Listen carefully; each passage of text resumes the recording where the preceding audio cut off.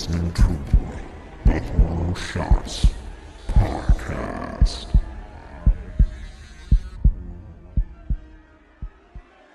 Hello again and welcome to another Horror Shots Podcast with me, Casey. This week has been a pretty exciting one if I do say so myself.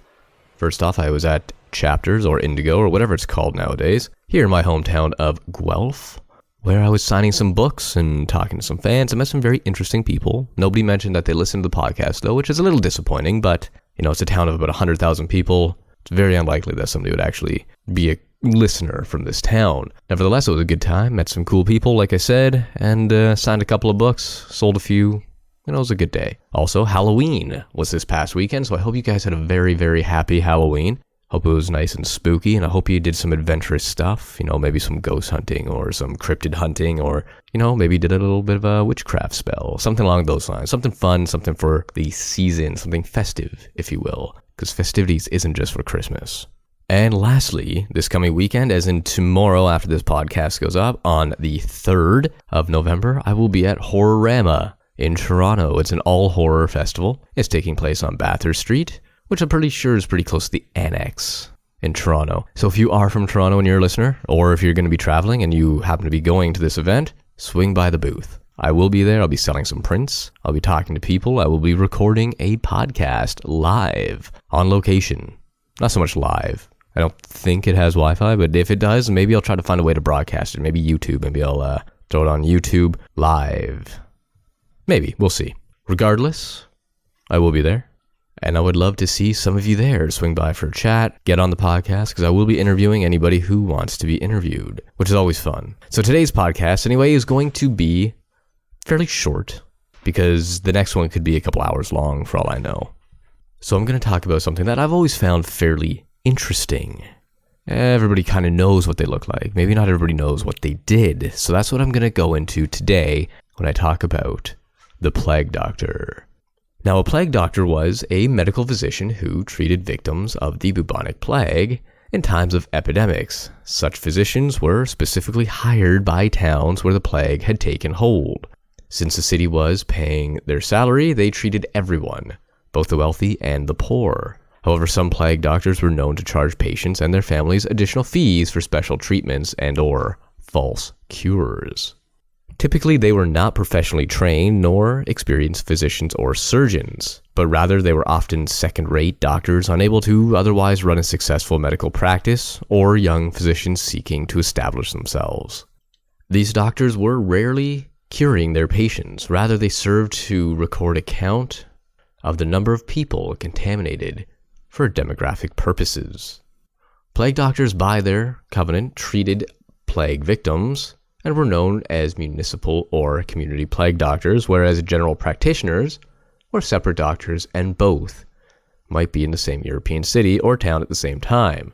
In France and the Netherlands, plague doctors often lacked medical training and were referred to as empirics. In one case, a plague doctor had been a fruit salesman before his employment as a physician. In the 17th, 18th, and 19th centuries, some doctors wore beak-like masks, the one pretty much everybody is familiar with and associates with a plague doctor. The masks in question were filled with aromatic items to help with the smell of death and decay, obviously. The masks were designed to protect them from the putrid air, which was seen as a cause of the infection. The design of these costumes have been attributed to Charles Delorme, the chief physician to Louis XIII. And the history of the plague doctor is a very interesting one. The first European epidemic of the bubonic plague dates back to the mid-6th century and is called the Plague of Justinian. The largest number of people affected by the epidemic were the people who had the Black Death in Europe in the 14th century. In medieval times, the large loss of people due to the bubonic plague in a town created an economic disaster. Community plague doctors were quite valuable and were given special privileges. For example, plague doctors were freely allowed to perform autopsies, which were otherwise generally forbidden in medieval Europe, and they did this to, obviously, research for a cure. In some cases, plague doctors were so valuable that when Barcelona dispatched two to Tortosa in 1650, outlaws captured them en route and demanded a ransom. The city of Barcelona paid their fee. for the release.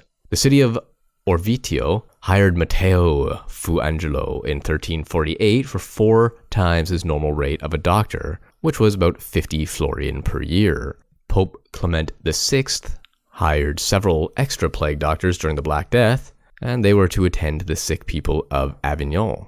Of 18 doctors in Venice, only 1 was left by 1348. 5 had died of the plague itself, and 12 were missing and may have fled. Now let's talk about the one thing everybody absolutely wants to know about, and that's the costume. The clothing worn by plague doctors was intended to protect them from airborne diseases. The costume, used in France and Italy in the 17th century, consisted of an ankle-length overcoat and a bird-like beak mask, often filled with sweet or strong-smelling substances, commonly lavender. The outfit also included gloves, boots, a wide-brimmed hat, and an outer over-clothing garment. The mask itself, which is probably the most iconic piece of the Plague Doctor outfit, had glass openings in the eyes and a curved, beak-like shape, similar to that of a bird, with straps that held the beak in front of the doctor's nose. The mask had 2 small nose holes and was a type of respirator which contained aromatic items, as I previously mentioned. The beak could hold dried flowers, including roses and carnations, herbs, including mint, spices, camphor, or vinegar sponge. The purpose of the mask was to keep away the bad smells known as miasma, which were thought to be the principal cause of the disease before it was disproved by germ theory. Doctors believed that herbs would counter the evil smells of the plague and prevent them from becoming ill. This beak doctor costume worn by plague doctors had a wide-brimmed leather hat to indicate their profession. It was sort of a badge, if you will. They used wooden canes in order to point out areas needing attention and to examine patients without touching them. The canes were also used to keep people away when they would get mobbed for attention, for cures, or treatment. And they would also use it to remove clothing from plague victims without having to touch them as well. And they attempted to use it to take somebody's pulse. However, that doesn't entirely work. As a personal trainer, I can tell you that is not a thing. You can't tell somebody's pulse by touching it with a stick. I mean, you might be able to see the skin move if they're very, very, very thin, and even then it probably wouldn't work. Anywho, back to the Plague Doctor. Medical historians have attributed the invention of the beak doctor costume to Charles Delorme, as previously mentioned, who adopted it in 1619. The idea of a full head-to-toe protective garment modeled after a soldier's armor was of utmost importance to fight the plague. This, of course, consisted of the bird-like mask with spectacles and a long leather Moroccan or Levantine or waxed canvas gown which went from the neck to the ankle. The overclothing garment, as well as the leg gloves, boots, and a hat, were made of waxed leather.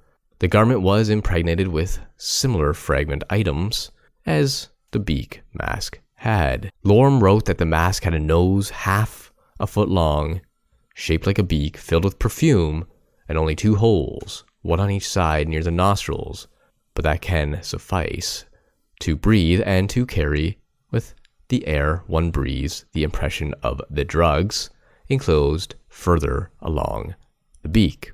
That is old-timey English, and is very difficult to understand because their sentence structure was a little bit different than ours is now. The Genovese physician Jean-Jacques Magnet, in his 1721 work, Treatise on the Plague, written just after the Great Plague of Marseille, describes the costume worn by plague doctors at Nijmegen. In 1637 and 1636, the costume forms the frontispiece of Magnet's 1721 work. The plague doctors of Nijmegen also wore beaked masks. Their robes, leggings, hats, and gloves were made of Morocco leather. The costume was also worn by plague doctors during the plague of 1656, which killed 145,000 people in Rome and 300,000 people in Naples. The costume terrified people because if one saw it, it was a sign of imminent death. Plague doctors wore these protective garments in accordance with their agreements when they attended their plagued patients. One last note on the plague doctor costume. It is also associated with a commedia dell'arte character called Medico del Peste, or the Plague Doctor, who wears distinctive plague doctor's masks. The Venetian mask was formerly white, consisting of a hollow beak and round eye hole covers with clear glass, and is one of the distinctive masks worn during the Carnival of Venice. Now, the plague doctor served as a public servant during times of epidemics, starting with the Black Death in Europe in the 14th century. Their principal task, besides taking care of people with the plague, was to record in public records the deaths due to the plague. In certain European cities like Florence and Perugia, plague doctors were requested to do autopsies to help determine the cause of death and how the plague played a role. Plague doctors became witnesses to numerous wills during times of plague epidemics as well. The plague doctor also gave advice to their patients about their condition before death. This advice varied depending on the patient, and after the Middle Ages, the nature of the relationship between doctor and patient was governed by an increasingly complex ethical code.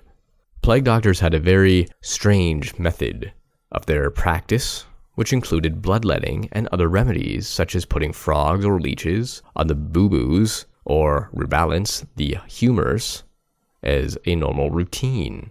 Plague doctors could not generally interact with the general public because of the nature of their business and the possibility of spreading the disease. They too could also be subjected to quarantine. Now, there aren't too many famous plague doctors from history, but I will go over at least one here. A famous plague doctor who gave medical advice about preventative measures which could be used against the plague was none other than Nostradamus. Nostradamus' advice was the removal of the infected corpses, getting fresh air, drinking clean water, and drinking a juice preparation of rose hips. In Traité des Fardemens, it shows in Part A, Chapter 8, that Nostradamus is also recommended not to bleed the patient. The Italian city of Pavia in 1479 contracted Giovanni de Ventura as a community plague doctor. The Irish physician Neil O'Glacian earned deep respect in Spain and in Italy for his bravery in treating numerous people with the plague. Now, I know that wasn't a very in-depth look at the plague doctor, but it covered everything relevant to what they did, who they were, and what they practiced, and most importantly, what they looked like. It is one of my favorite all-time costumes or uniforms in history, and history of horror especially, and it just still very much fascinates me what they did, how they did it, and how it would never happen today, unless it was some sort of dystopian future where plague ran wild and all sort of order fell apart and chaos reigned. I could see that sort of happening. But other than some sort of Mad Max future, I think we're just going to have to live with regular old general practitioners, surgeons, and emergency doctors.